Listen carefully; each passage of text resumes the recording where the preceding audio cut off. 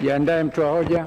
Mheshimiwa Spika, awali ya yote niseme kwamba ninafahamu kwamba mjadala wa Wizara ya Ulinzi sio mjadala wa kawaida. Ninafahamu ni mjadala nyeti wenye maslahi mapana kwa taifa.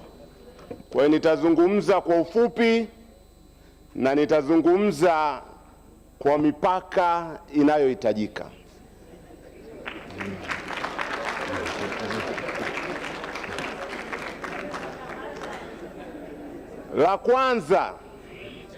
Jambo la kwanza ni juu ya maslahi ya maveterani wa vita ya Kagera.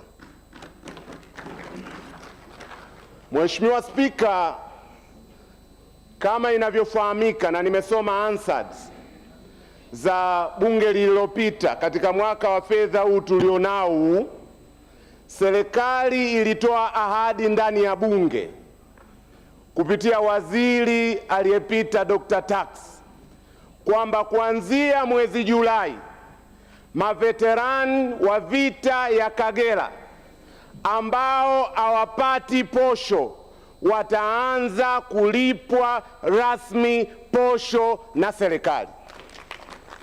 Hiyo ilikuwa ni ahadi ya serikali kwa mashujaa wetu. Mheshimiwa, anaongeza muda mpaka tumalize kazi yetu.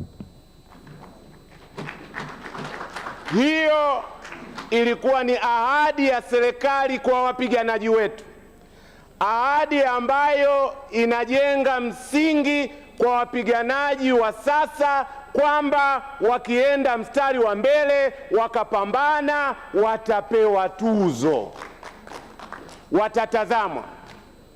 Mimi jimboni kwangu wazee hawa wapo, wengi wao umri wao ni baina ya miaka 70 mpaka 90, vikongwe, lakini taarifa nilizo nazo wanasema hawajaanza kulipwa. Sasa mimi nataka waziri atapokuja kwenye majumuisho, kwa kweli na sita sana kuzungumza lugha ya kushika shilingi, ila aje atoe maelezo kwamba serikali ahadi ile kwa maveterani wa vita ya Kagera ilikuwa ni siasa ya maneno matupu, na tunaweza kufanya siasa kwenye Wizara ya Ulinzi. Mimi nina mapendekezo ya ziada, Mheshimiwa Spika. Ninapendekeza ukiacha ahadi ile ya posho, tufanye kama mtindo ambao baadhi ya nchi zinafanya, tuwe na mfuko maalumu wa maveterani wa vita ya Kagera. Na mimi napendekeza tuwe na mtindo kama wa the Kagera War Veteran Fund. Na nchi zingine wanafanya, Marekani wanafanya, Afrika ya Kusini wanafanya, Uingereza wanafanya kwa mtindo tofauti tofauti. Na la pili, nakubaliana na ndugu Liwaka kwamba ni lazima tufanye sensa, sio sensa ya kubaini idadi yao tu, tuangalie na hali yao, wanaendeleaje wazee wetu hao waliopigana katika vita ya Kagera. La pili na la mwisho, Mheshimiwa Spika, jeshi la wananchi ni jeshi la ukombozi wa Afrika, ni jeshi la haki. Haikuwa kwa bahati mbaya jeshi hili lilipokelewa Uganda kwa shangwe. Haikuwa kwa bahati mbaya jeshi hili lilipokelewa Kariakoo kwa shangwe. Haikuwa kwa bahati mbaya Oktoba kwa yale yaliyotokea jeshi hili lilipokelewa kwa shangwe. Natoa changamoto kwa jeshi, kuna kitu kimoja wakilinde kwa nguvu zote. Kitu hiko ndio roho ya thamani yao. Jeshi lijitenge na siasa. Hiko ndio kitu kilinde kwa nguvu zote.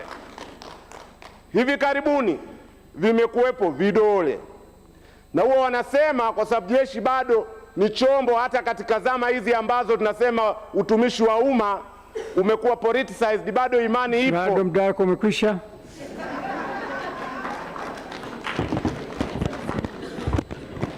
Mwisho utaanza kusema vitu, nitakuuliza ushahidi, utashindwa. Kaa chini. Mheshimiwa mtoa hoja.